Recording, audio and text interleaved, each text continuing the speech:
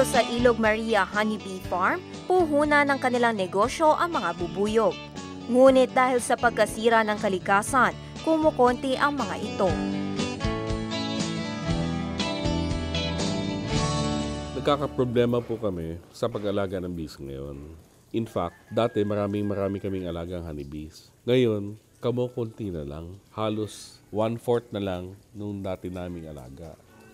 Dahil ang active ingredients ng mga produkto namin galing doon, paunti na or limited na lang yung nailalabas namin mga produkto. So, pag tuluyan ng naubos yung honeybee namin, wala na kaming malalabas na produkto.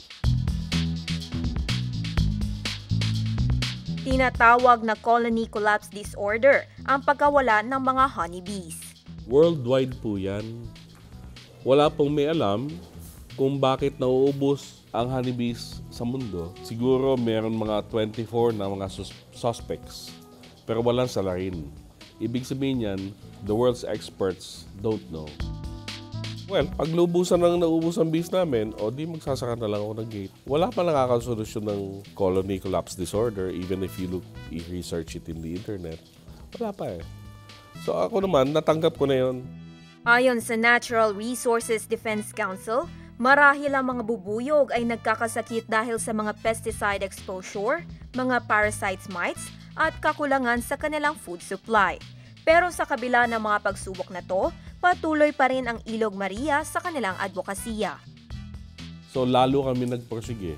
Kamukha niyan, umuulan. So nag-iipon kami ng tubig ulan, pang flush, pang washing machine. Hindi mo naman kailangan ng nawasa water para maglaba eh. Yung tubig pang inom, ba't mo panlalaba? Di ba? Napaka-precious niyan. So habang ganito pa ang situation, na basa pa ang buong ilalim namin, etc. Nagko-conserve na po kami ng tubig.